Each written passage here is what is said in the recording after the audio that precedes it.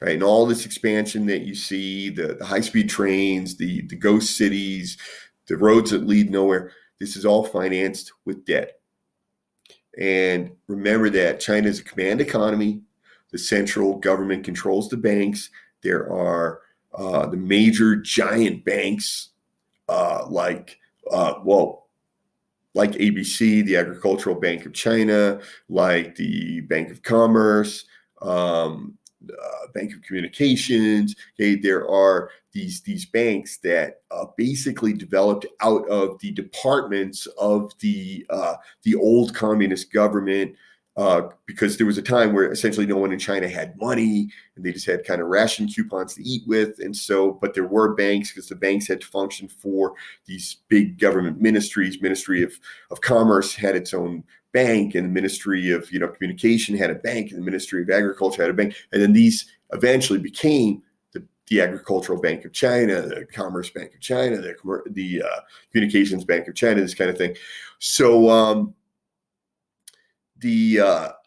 these big banks are all state-owned, and the government can effectively order them to do whatever they want. So they'll order them to loan money to state-owned enterprises, and the state-owned enterprises may or may not pay it back. These are like soft loans.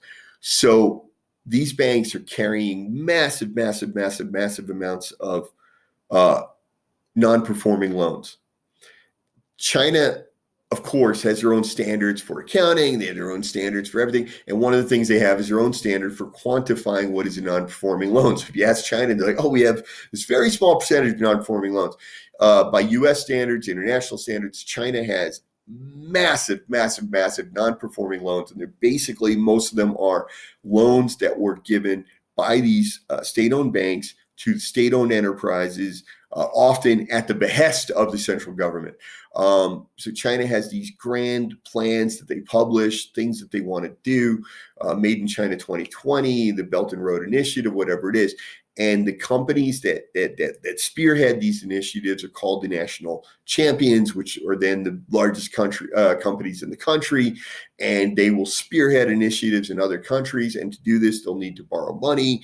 And they borrow from the state-owned banks, and then they may or may not pay it back. And then this is a lot of what Donald Trump was complaining about with the trade war and why he's calling China a trade cheat, because it's not fair that you have a state-owned enterprise borrowing money from a state-owned bank. They don't have to pay it back.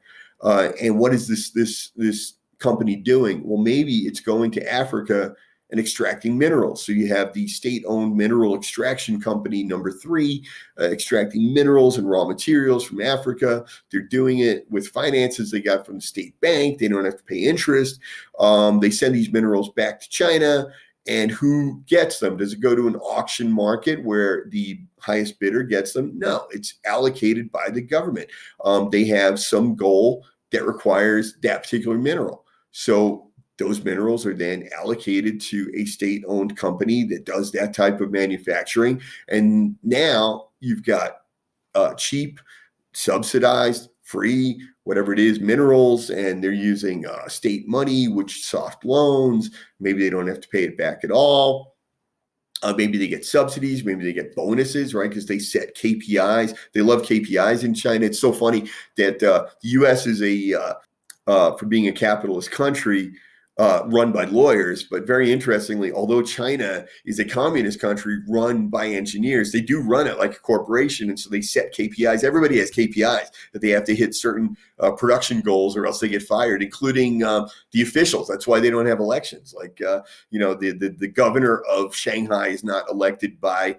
Or the governor of a province is not elected by the people who live there. He's appointed by the government, and then they set production targets, and if he doesn't meet them, he gets fired.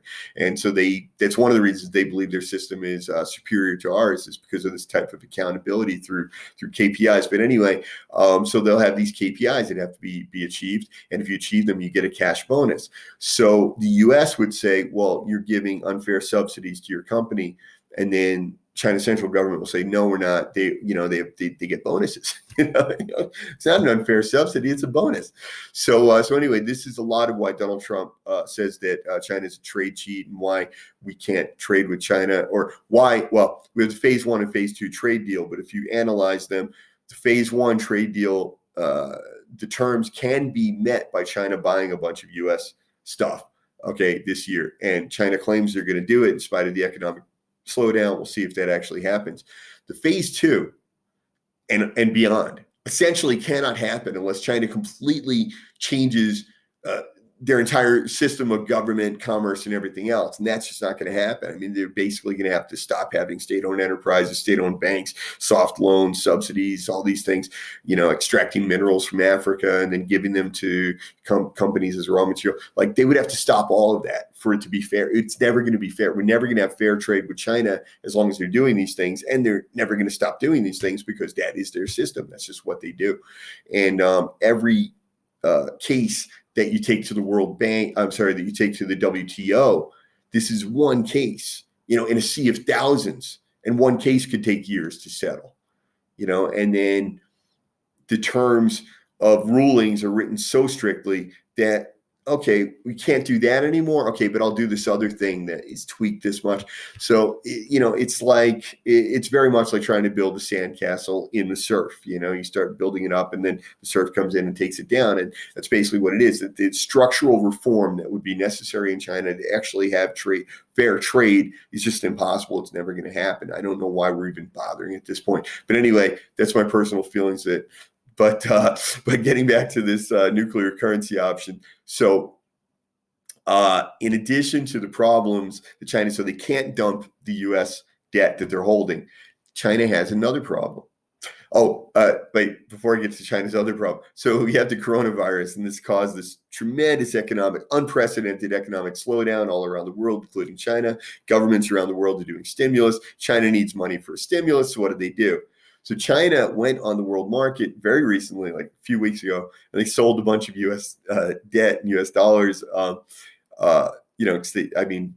sold a bunch of U.S. debt because they had to free up money. They needed money for the stimulus.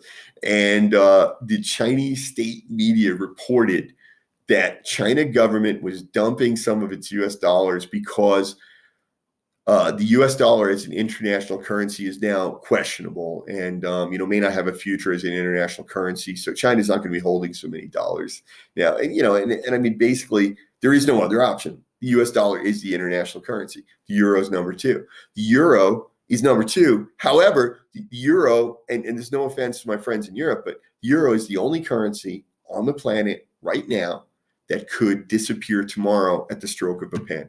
It's literally that simple. We saw Britain leave the EU. Obviously, they were never on the euro. But my point being, Britain was able to leave the euro.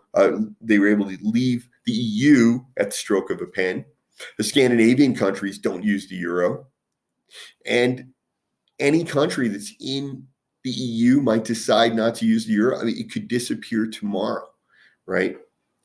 Everything basically hinges on what Germany decides to do. It's the most powerful economy in the EU and the fourth economy in the world. But so the dollar is number one, the euro is number two, but it's the only currency in the world that could disappear tomorrow.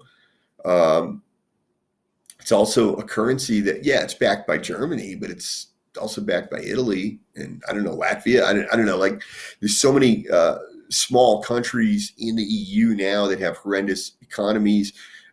Greece, Germany and France and Britain are basically the economic, powerhouses of the EU that are backing this euro currency. So that's number two. And then the other currency is the RMB, and nobody wants to hold it. So then what do you have? You have the yuan and the British pound. And and again, no offense to Britain and no offense to Japan, but these currencies represent a very small percentage of the total cash reserves or foreign currency reserves of other countries. So this is where we are. China is claiming that they have an international currency. They clearly do not. Their currency does not match the definition of international currency. They're claiming that they can dump their U.S. dollars. They can't. Western media is helping them. Western media often feeds into the narratives of the Communist Party of China and does exactly what they want them to do. And they say things like the nuclear currency option. Now, along with all of this, this is the other point I was going to make. Because no one wants to hold Chinese currency, China issues bonds that are denominated in U.S. dollars. Fair enough. That means the interest has to be paid in US dollars. Guess what's coming due this year? In addition to the coronavirus economy, in addition to the trade war, last year, between the trade war, general economic slowdown, China had the worst year in many, many, many years. They barely had 6.1% GDP growth going into this year. Then we had coronavirus for, 2-3 months with almost no GDP at all. And this year, so China has outstanding right now $233 billion in US dollar bonds plus 563. Oh, I'm sorry, I said it backwards. China has $563 billion in highly rated US dollar bonds and $233 billion in junk bonds. Okay, and the interest payments due this year are $120 billion, and they have to be paid in US dollars. So the question is, where is China going to get their US dollars to pay these interest payments, right? Are they going to take it out of their cash reserves? Meanwhile, they're issuing new debt, they're issuing new bonds, and if they want to go on the international market to get more money, they're going to have to do that in US dollars as well. So there is no nuclear currency option. I call it the nuclear currency non-option, and China will only dump all of its US dollar holdings if China wants to wreck its own economy. I'm Dr. Antonio Graceffo, coming to you from sunny Ulaanbaatar, Mongolia. See you next time on China Economic Research.